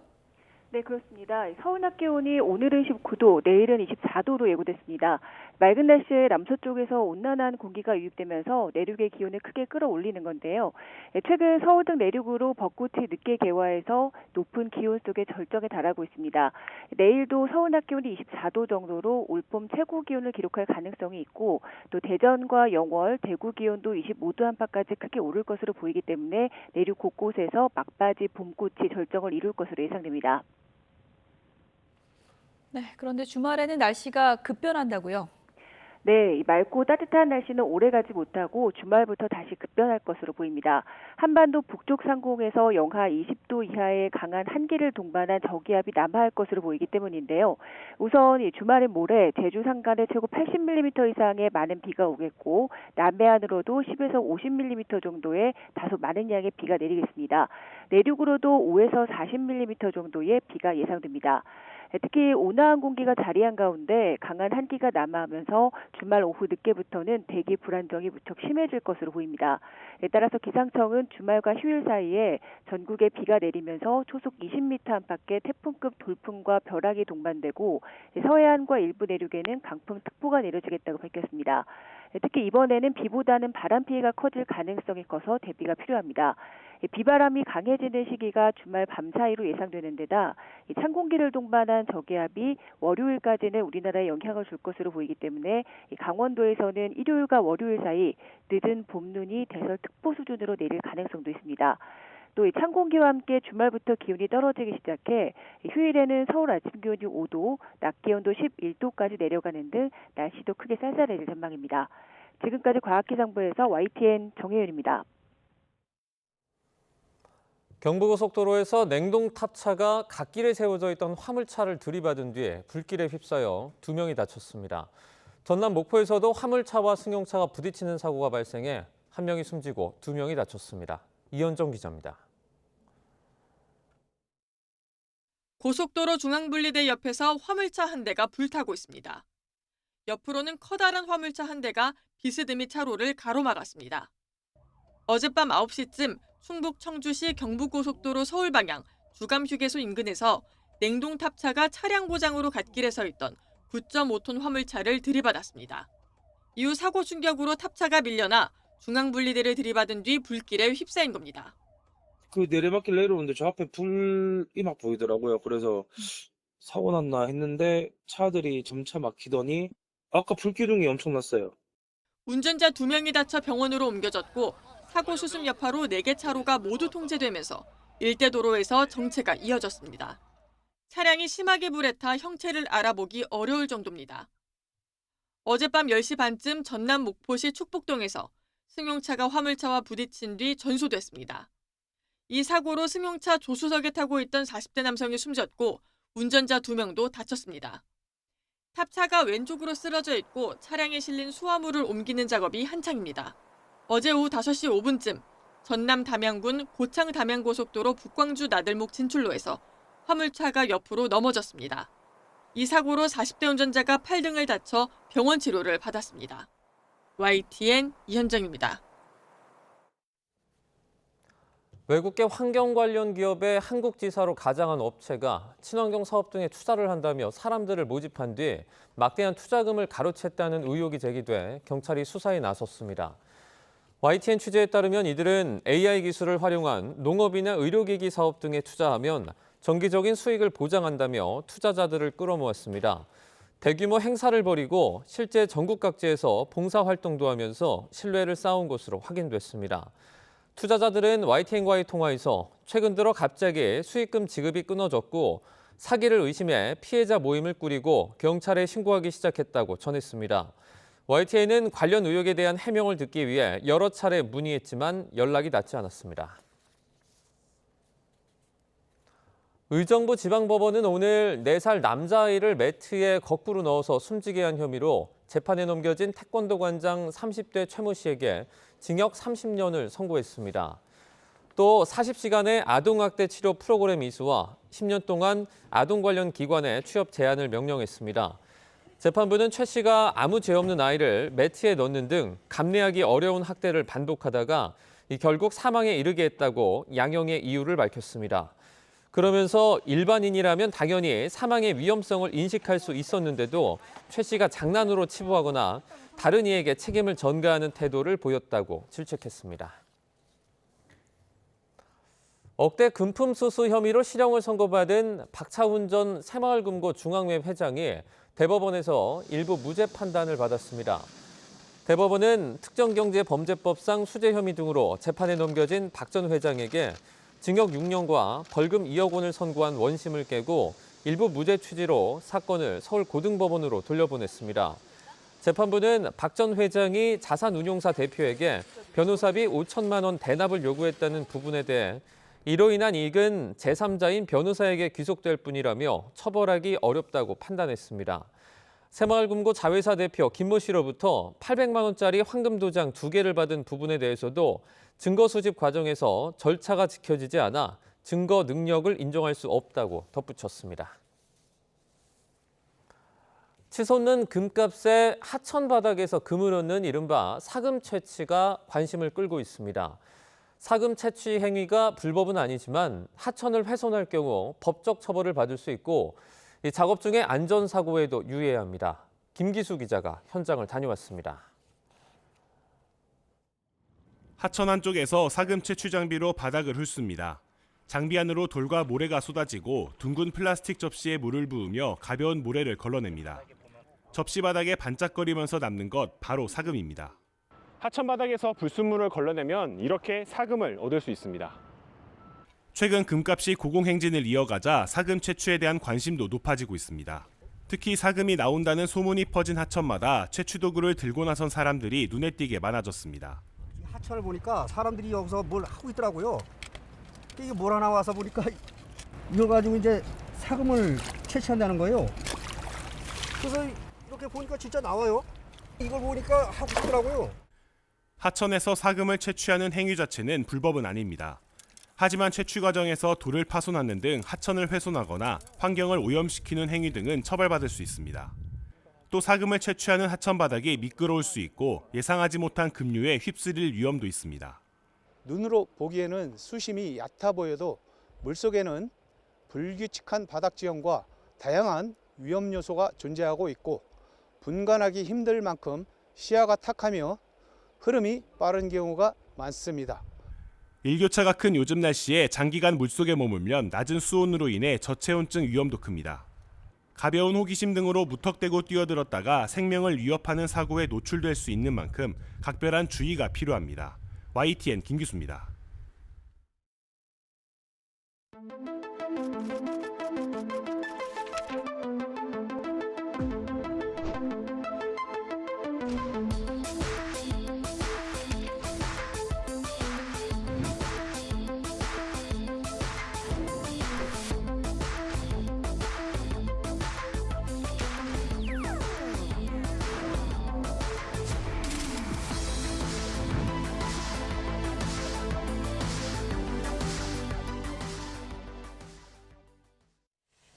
트럼프 미국 대통령이 중국을 제외한 국가의 상호 관세 조치를 90일간 유예하기로 했죠. 뉴욕 증시가 급반등했고 우리나라 코스피 코스닥도 급등하며 매수 사이드카가 발동되기도 했는데요. 관련 내용에 대해서 염승환 LS증권 이사와 함께 얘기 나눠보겠습니다. 어서 오세요. 네, 안녕하세요. 안녕하세요. 요즘 뭐 주식 시장이 거의 코인 시장 같다, 뭐 이런 얘기까지 네. 나오고 있는데 뭐 급등락을 반복하고 있는데 오늘은 너무 많이 올라서 또 사이드카까지 발동이 됐어요. 네, 뭐 오늘 밤에 아마 이제 뉴스 보셨겠지만 트럼프 대통령이 관세를 또 갑자기 유예하겠다 이렇게 예. 좀 후퇴하는 모습을 보이니까 뭐 나스닥 지수만 해도 오늘 하루 상승폭이 12%에 달할 정도로 엄청났고 국내 증시도 이제 어제 2,200선까지 떨어졌다가 오늘 100포인트 이상 오르면서 예. 일단 2,400선까지 올라왔는데 이게 사실은 뭐 오르면 당연히 좋긴 한데 지금 흐름 자체는 정상은 아닌 거죠. 예, 하루에 뭐 사실 보통 변동폭이 1% 내외 정도인데 하루 변동폭이 미국 같은 경우는 지난번에 3일 연속 6% 이상의 변동성이 나왔고 오늘은 뭐 하루에 또 10% 이상 나왔기 때문에 어쨌든 시장 자체가 아직까지는 정상적인 흐름은 좀 아니다라고 보고 있습니다. 7일입니다. 그땐 또 급락을 하면서 매도 사이드카가 발동되기도 하지 않았습니까? 네. 이렇게 얼마 안 되는 기간 동안 계속해서 급락 급등하는 게 실제 투자자들에게는 좀 어떤 영향을 미칩니까? 그러니까 이게 뭐 대응할 수가 없는 거죠. 왜냐하면 이제 이런 상황에서 또 관세 때문에 최근 급락장에 혹시 뭐 이렇게 손실을 많이 보시고 파셨던 분은 또 오늘 같은 날은 또 괜히 팔았나 하는 또 약간 생각이 들 수밖에 없거든요. 근데 이걸 누가 예측을 하겠어요? 일이 사실. 일비할 수밖에 없는 그런 상황인 그래서 것 같습니다. 이렇게 자꾸 뭐 매도 사이드카나 이런 게 이제 증시가 변동할 때는 발동이 되는데 이 자체가 이렇게 자꾸 변동될 때는 차라리 저는 좀 그런 게 좋다고 봐요. 좀 상황이 진정될 때까지는 그냥 가만히 지켜보는 게 낫지. 괜히 거기에 휩쓸려 가지고 그 방향대로 하다가 잘못 또 방향을 타게 되면 큰 손실을 볼 수 있기 때문에 지금 이럴 때는 좀 가만히 지켜보는 것도 저는 괜찮다고 생각을 합니다. 어쨌든 이번엔 관세 유예 훈풍을 타고 큰 상승세를 보였는데 관세 유예 기간에 이렇게 계속 훈풍을 탄다는 또 보장도 없는 거죠? 네, 맞습니다. 이게 사실 트럼프 1기 때도 이런 게 좀 많이 반복이 됐어요. 그때도 그때는 중국하고만 했는데 그때도 중국에 90일 유예하면서 증시가 급등을 했거든요. 근데 한 또 3개월 후에 갑자기 또 관세를 또 그대로 또 매겨버려 가지고 주가가 빠지기도 하고, 그러니까 1기 때도 이런 일이 되게 많았거든요. 근데 지금 트럼프 2기 들어와서도 저번에도 캐나다, 멕시코 관세는 한 달 뭐 연기한다 뭐 이런 식으로 했다가 결국 또 부과를 했고, 이번에도 상호 관세를 부과하고 또 어쨌든 연기를 또 시켜버렸잖아요. 그러니까 이런 걸 보면 트럼프의 뭐 정책의 방향성, 관세 부과는 명확한데 이게 너무 막 들쑥날쑥하니까 시장 변동성은 계속 좀 트럼프의 발언에 의해서 좀 나올 수밖에 없는 상황인 것 같습니다. 국내 증시에서 조금 눈여겨볼 부분이 외국인 투자자들이 이제 10거래일 만에 돌아왔다 그래요. 네, 맞습니다. 지금 거의 9일 동안 얼마를 팔았냐면요. 11조 원을 팔았거든요. 근데 이게 2020년 그 코로나 한창일 때 증시가 폭락할 때 있잖아요. 그때 이후로 좀 처음 이렇게 대량 매도를 했던 건데 그만큼 이제 외국인들이 팔았던 이유는 한국이 꼭 뭐 나쁘다 이런 거보다도 전 세계 주식시장에 돈을 다 빼버렸어요.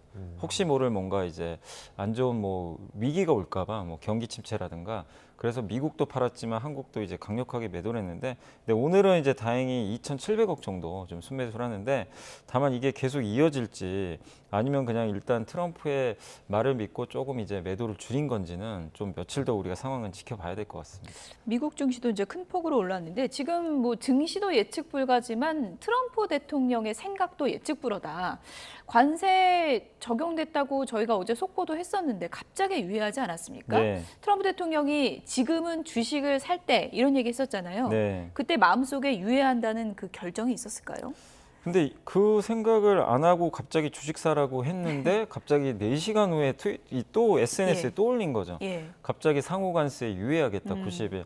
그러니까 그거는 우리가 아무리 상식적으로 생각해도 이미 결정은 돼 있었던 상태고, 지금 사면 뭐 오른다 이런 얘기였을까요? 그래서 오늘도 뭐 뉴스 보니까 저 미국 민주당에서는 지금 뭐 청문회가 좀 있는 것 같은데 이제 미국 백악관의 이제 행정위원들한테도 아마 굉장히 질책을 하는 것 같아요. 이거 주가 조작 아니냐. 왜냐하면 자기 이제 본인 또 이름으로 된 회사도 하나 또 있잖아요. 근데 어쨌든 거기 추종자들한테 이제 어떻게 보면 SNS를 보낸 거거든요. 주식을 사라. 근데 저도 봤어요. 주식 사라는 이제 저 글씨가 나온 거를 이제 미국 시장이 막 개장했을 때요.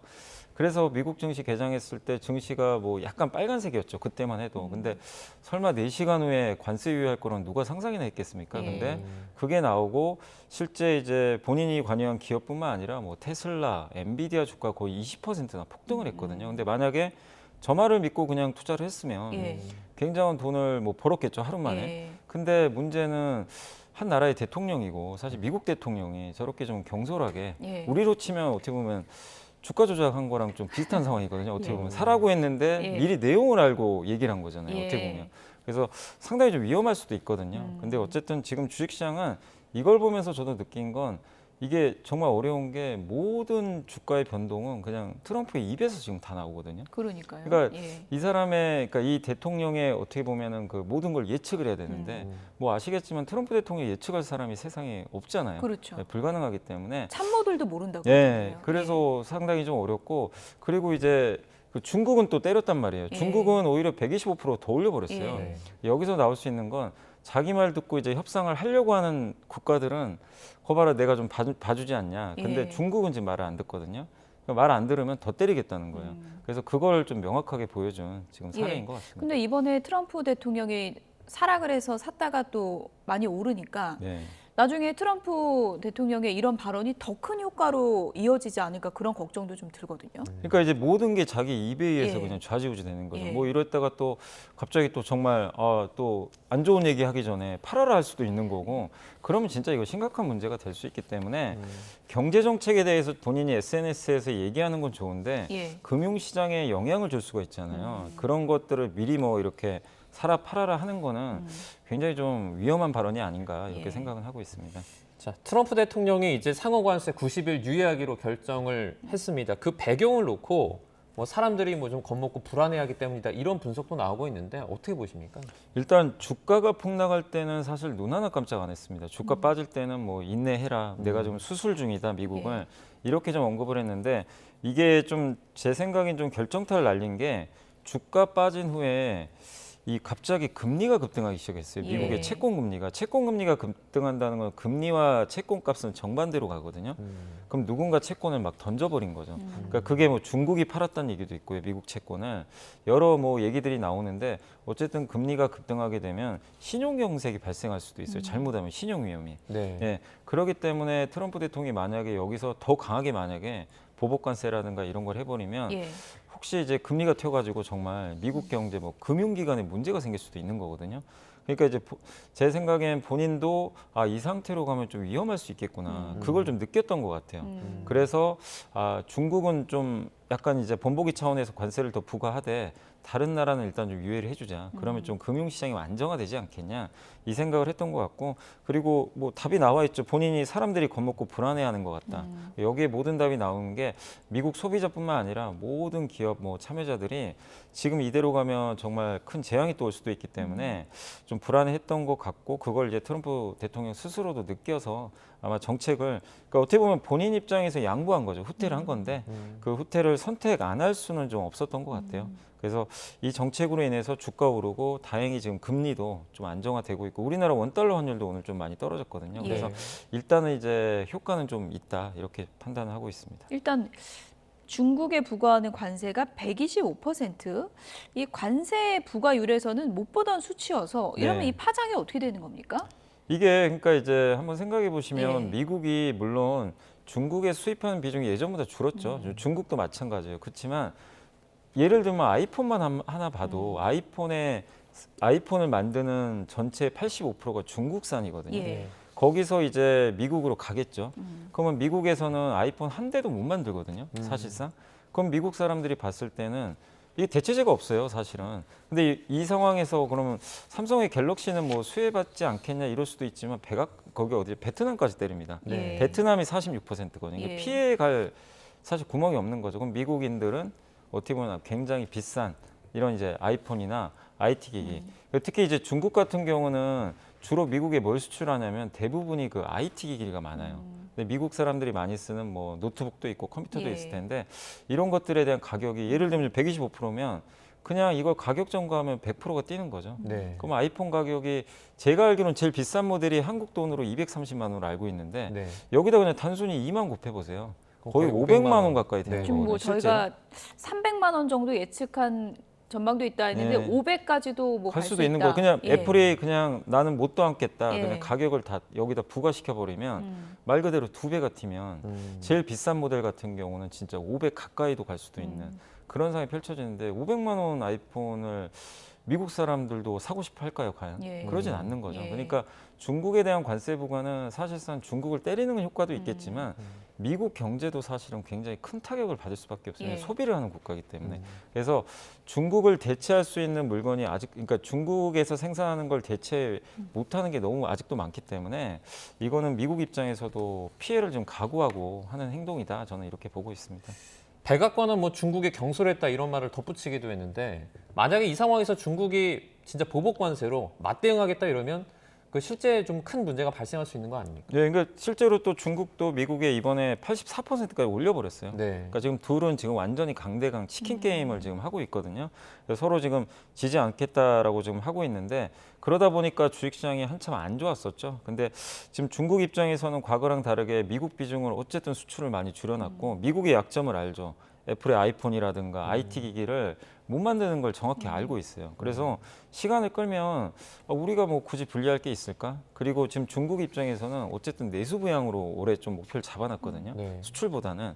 그럼 내수를 더 이제 키우려고 지금 노력을 하고 있기 때문에 미국에 있어서 수출 피해를 이 내수 쪽에서 만회하겠다는 전략을 좀 세운 것 같아요. 이렇게 되면 되게 또 장기전으로 갈 수 있어요. 그래서 지금 둘 간에 좀 화해가 좀 있어야 되는데 예. 지금 당장은 서로 지금 대치 국면이고 이거 시간을 언제까지 끌지 예. 그리고 서로 양보할 생각이 아직은 전혀 없는 것 같거든요. 그래서 일단 지금은 둘 중에 한 명이 어쨌든 조금은 이제 화해하는 모습을 보여야 되는데 그게 지금 아직은 보이지 않는 것 같습니다. 트럼프 대통령과 시진핑 주석이 또 만났는데 트럼프 2기에 지금 또 치킨 게임을 하고 있는 상황이고요. 관세를 중국에 대해서 그렇게 올려놓고 트럼프 대통령이 시진핑 주석에 대해서 이런 얘기를 했습니다. 시진핑 주석은 내 친구다. 그리고 시진핑 주석을 좋아한다. 이런 표현을 했거든요. 이거는 네. 뭐 화해 제스처입니까? 어떻게 해석해야 됩니까? 근데 트럼프 대통령이 이런 표현한 적이 한두 번이 아니고요. 예. 그리고 나서도 중국에 계속 때리고 있고 뭐 아시겠지만 그 정의성 회장이 미국에 얼마 전에 31조 투자한 날 예. 현대차 관세 없다 이렇게 해놓고 바로 관세 때렸거든요. 예. 그러니까 이게 말과 행동을 너무 이렇게 일치시킬 필요는 없는 것 저 같아요. 친구라는 말에 의미 부여를 크게 할 수 없는 거군요. 예, 그렇기 때문에 어쨌든 이제 시진핑 주석을 좀 약간 화해 제스처일 수도 있지만 저런 표현을 한두 번 한 게 아니기 때문에 저는 저 말의 의미를 너무 이게 큰 부여하지 말자. 그리고 결국엔 행동이 나와야 돼요. 예. 뭔가 바뀔 수 있는 액션이 나와야 되는데 관세를 내려야 되는 거예요. 예. 그거는 지금 전혀 없는 상태에서 예. 그냥 만나서 뭔가 화해가 되면 물론 좋겠지만 예. 그거 만나려면 또 사전 작업도 몇 달 걸리거든요. 그렇죠. 그래서 지금 당장 또 쉽진 않기 때문에 어쨌든 지금은 그냥 어느 정도 뭐 이 시진핑 주석에 대해서 좀 대화하고 싶다는 뭐 그런 정도의 좀 제스처로만 좀 받아들여야 될 것 같습니다. 일론 머스크 테슬라 CEO 얘기도 조금 해보겠습니다. 이제 트럼프의 어떤 참모 중에 한 명이었는데 실제 이번에 관세 정책이 진행이 되면서 여러 가지로 피해를 좀 많이 봤거든요. 이것 때문에 뭐 다른 참모진들과 싸웠다 이런 얘기도 나오고 있는데 그 앞으로도 트럼프 정책에 좀 반기를 계속 들 가능성이 높겠죠. 그러니까 자기가 이제 그러니까 어떻게 보면 이 일론 머스크도 CEO이기 때문에 사업가이기 때문에 네. 본인 사업에 피해가면 당연히 계속 반발을 할 수밖에 없어요. 예, 그렇기 때문에 둘은 이제 어떻게 보면 동지죠. 지금 딱 봤을 때는 지금 도찌라는 정부 효율화위원회에서 지금 일론 머스크가 뭐를 하고 있죠. 트럼프 대통령을 대신해서 공무원을 해고시키고 있거든요. 그건 트럼프 대통령이 되게 원하는 것 중에 하나예요. 지출을 줄이고 싶으니까. 근데 그거 할 때는 굉장히 서로 간에 또 관계가 돈독하고 서로 칭찬도 해주는데 이번에 관세로 사실 물론 테슬라는 다른 자동차 회사보다는 피해가 좀 적어요. 왜냐하면 그 미국에서 판매되는 거는 모두 다 미국 안에서만 만들거든요. 근데 문제는 중국에 또 공장이 있어요. 근데 중국에서 보복할 수도 있죠. 그렇죠. 테슬라를. 예. 그래서 관세 피해가 아예 없다고 볼 수는 없는데 본인의 또 사업이 걸려 있기 때문에 그런 부분에서는 이대로 가게 되면 유럽과 만약에 중국의 고일 관세가 계속 부과되면 그 테슬라 사업이 해외에선 되게 힘들어질 수밖에 없거든요. 불매 운동도 펼쳐질 수가 있고. 그래서 이제 관세 부분은 어쨌든 이제 일론 머스크 입장에서는 본인도 피해니까 여기에 대해서 의견을 이제 표출한 거죠. 이거 잘못된 것 같다. 그렇기 때문에 그 서로 간에 이해관계가 일치하는 부분은 계속 적극적으로 다 좋은 관계로 나가겠지만 이런 부분에 있어서는 아마 일론 머스크도 계속 좀 제동을 걸려는 저는 모습들은 앞으로도 나올 수 있다 이렇게 생각을 하고 있습니다. 네. 일론 머스크 얘기가 나와서요. 뭐 대표적인 일론 머스크 앙숙으로 알려진 아마존 창업자 제프 베이조스가 전기차 시장에 뛰어들었다. 그래서 앙숙끼리 전기차 시장에서 또 만나게 됐다. 이런 뭐 기사가 나오고 있던데 어떤 얘기입니까? 그러니까 베이조스가 예. 지금 전기차 스타트업이 있습니다. 예. 잘 알려지진 않았는데 슬레이트 오토라는 기업이 있어요. 이 기업이 22년도에 설립됐는데 내년에 좀 저가형 전기차입니다. 그 25,000달러, 이제 한국 돈으로 3,716만 원짜리인데 요거를 이제 만들어서 판매하겠다. 이렇게 했는데 요게 그냥 그 2인승 전기 픽업 트럭이에요. 픽업 트럭이기 때문에 좀 대중화된 모델은 아니지만 내년에 한번 이제 출시를 해서 근데 지금 테슬라의 경쟁 모델은 이 픽업 트럭이면 사이버 트럭이 있거든요. 근데 사이버 트럭은 가격이 1억이 넘습니다. 이거 굉장히 비싸니까 저는 어쨌든 이제 그 제프 베이조스가 여기에 투자를 했고 전기차 시장에 뛰어들어서 뭐 테슬라랑 경쟁할 수도 있다고 보지만 예. 경쟁 자체가 될 수가 없는 상황이죠. 여기는 스타트업이고 예. 테슬라는 전 세계 자동차 회사 다 합쳐도 시총을 이 테슬라 이길 수 없을 정도로 둘이 앙숙이라서 주목받는 네, 것 같던데. 앙숙이라서 주목받는 왜 거죠. 앙숙이에요? 왜냐하면 이제 서로 지금 예. 하는 사업들이 좀 겹치는 것들이 좀 있었어요. 그리고 지금 우주 경쟁도 서로 하고 있잖아요. 그래서 과거부터 또 일론 머스크가 제프 베이조스를 굉장히 또 비난도 많이 했고 그때 선거 때 또 결정적이었던 게 제프 베이조스는 사실 그 카멜라 해리스를 좀 지원을 했는데 일론 머스크는 거의 그냥 그렇죠. 이 도널드 트럼프를 예. 지금 지원했기 때문에 서로 정치적인 입장도 달라서 좀 앙숙으로 많이 알려져 있습니다. 네. 자, 이제 90일에 유예된 상호관세 관련해서 우리나라가 어떤 영향을 받을지도 이게 정말 큰 관심을 받고 있는데 어쨌든 시간이 좀 확보가 된 만큼 좀 그동안에 좀 준비를 해서 저희가 맞대응할 어떤 좀 여유가 생겼다 이렇게 볼 수 있을까요? 네, 한국이나 뭐 많은 국가들이 좀 이제 한숨을 놓게 된 거죠. 일단은 지금 물론 이제 지금 10% 관세는 다 부과됩니다. 어쨌든 부과되지만 25%에서 낮춰졌기 때문에 네. 일단은 좀 시간은 번 것 같고 다만 이제 우리 정부가 해야 될 건 아직은 사실 어떻게 보면 좀 이제 선거도 좀 남아 있기 때문에 네. 좀 시간이 있잖아요. 그래서 너무 급하게 하는 것보다는 일본이 좀 급한 것 같더라고요. 예. 보니까 그래서 일본이 협상 결과가 나올 것 같아요. 그걸 보고 예. 저희가 좀 따라하는 것도 저는 괜찮다고 보거든요. 일본이 만약에 성과를 잘 냈는데 예. 도대체 뭘로 성과를 냈으면 그걸 우리가 얻어가면 되거든요. 그럼 우리도 미국이 원하는 카드를 적절하게 제시하면 됩니다. 그래서 한국이 먼저 나서가지고 너무 협상을 좀 주도하는 것보다는 몇몇 국가들의 좀 협상 결과를 보고 저는 좀 대응하는 것도 좀 괜찮지 않을까 이렇게 90일의 유예 기간 동안 관세 수치나 이런 부분들이 좀 큰 폭의 변동도 가능하다고 보세요? 가능할 것 같고요. 근데 10% 이하로는 안 갈 것 같습니다. 이거는 트럼프의 그냥 정책이에요. 그래서 아마 임기 동안은 그냥 10%가 하단이라고 보시면 되겠고 우리가 25잖아요. 25에서 얼마나 10% 쪽으로 낮추느냐가 이번 협상의 가장 중요한 좀 목표가 되지 않을까 이렇게 생각을 하고 있습니다. 90일 안에 또 어떤 일이 벌어질지 지금은 또 예측하기가 맞습니다. 힘든 것 같습니다. 지금까지 염승한 LS증권 이사였습니다. 고맙습니다. 감사합니다.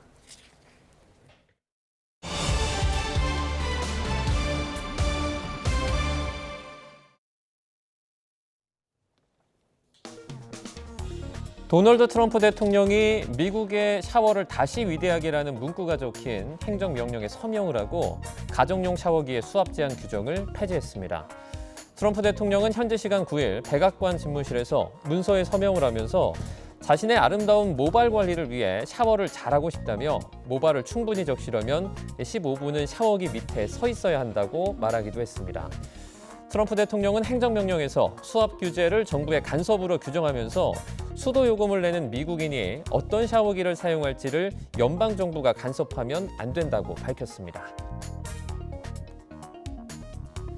오는 12일 밤 하늘에는 평소 달보다 크기가 작고 어두운 보름달인 마이크로문이 뜰 것이라고 AP통신이 전했습니다. AP통신은 천체 물리학자들의 말을 인용해서 이번 주말에 뜨는 보름달이 약간 작고 어둡게 보일 것이라고 전하고 이는 달이 지구에서 가장 먼 지점에 있을 때 발생하는 현상이라고 보도했습니다. 달은 지구 주위를 도는 동안 원지점, 즉 지구에서 가장 멀리 떨어져 있는 지점에 갈 때가 있는데 이때 보름달은 지구에서 가장 가까운 지점에 뜨는 슈퍼문보다 14% 정도 작고 30% 정도 더 어둡게 보인다는 겁니다. 슈퍼문과 마이크로문은 달의 보름달 단계가 궤도와 일치를 할 때 몇 년에 한두 번씩 발생합니다. 가수 지드래곤이 세계 최초로 자신의 음원과 이미지를 우주로 보내는 실험을 진행했습니다. 카이스트는 어제 우주연구원에서 문화기술대학원 이진준 교수와 기계공학과 초빙 교수이기도 한 지드래곤이 협업을 해온 우주 음원 송출 사업을 성공적으로 추진했다고 밝혔습니다. 실험 음원은 홈 스윗 홈으로 지드래곤의 홍채 이미지 등과 결합이 돼 우주로 송출됐다고 카이스트 측은 전했습니다. 다큐 영화 어른 김장하가 대통령 탄핵 선거 이후 화제가 된 가운데 영화관에서 다시 관객들과 만납니다. 배급사 시네마달은 어른 김장하가 오늘 CGV에서 재개봉을 하고 이후에 전국 독립영화관으로 확대 상영할 예정이라고 밝혔습니다. 이 영화에서 문영배 헌법재판소장 권한대행이 김장하 장학생으로 발언한 장면이 SNS 등에서 화제로 떠오르며 많은 누리꾼의 공감을 얻었습니다. 요즘 사진을 지브리 만화 스타일로 바꾸는 게 유행이죠. 생성형 AI 사용이 이렇게까지 대중화된 건 이번이 처음인데 우려되는 점도 존재합니다.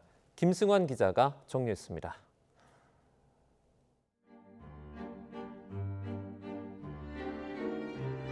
단란한 가족 모습부터 반려견과 함께한 행복한 순간. 평범한 일상을 포착한 사진을 일본의 지브리 만화 스타일로 바꾼 겁니다. 이 같은 이미지 만들기가 놀이문화로 자리 잡으면서 지난달 챗 GPT 국내 월간 이용자 수는 지난해 같은 달보다 6배 가까이 뛰었습니다. 저도 챗 GPT에 사진을 올리고 지브리 만화 스타일로 바꿔달라는 명령어를 한번 넣어보겠습니다.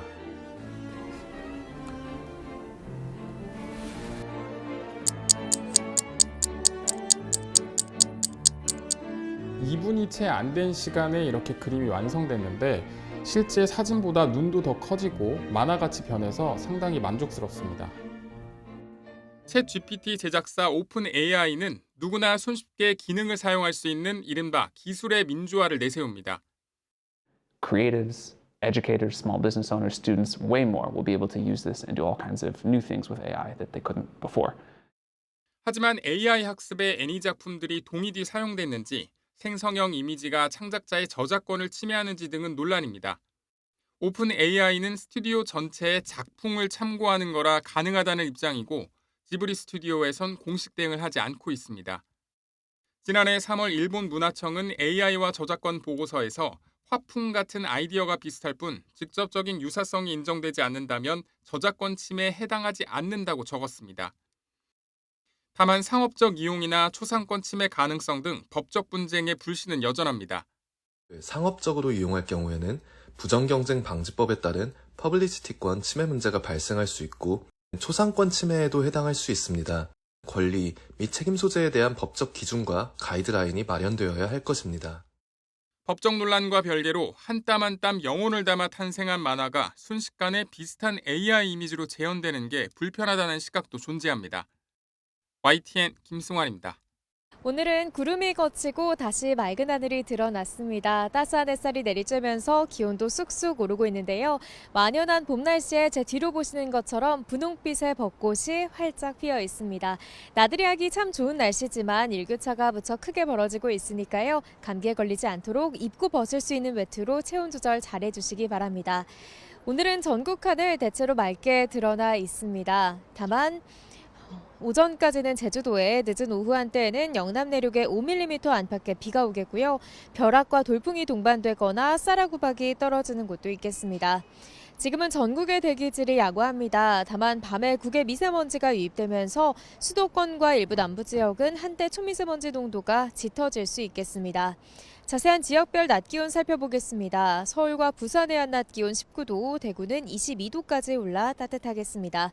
주말인 모레는 또다시 전국에 비 예보가 있는데요. 봄비치고 양이 제법 많겠고 대기가 불안정해지며 전국에 태풍급 강풍이 동반되겠습니다. 내일은 서울 한낮 기온이 25도 안팎까지 오르면서 올봄 들어 가장 따뜻한 날씨가 예상됩니다. 하지만 주말에는 비바람이 불면서 시설물 피해가 우려되고요. 또 날이 급격히 쌀쌀해지겠습니다. 건강관리에 유의해 주시기 바랍니다. 지금까지 YTN 윤수빈입니다. 뉴스나우 오늘 순서는 여기서 마치겠습니다. 내일도 생생한 뉴스로 찾아뵙겠습니다. 여러분 고맙습니다.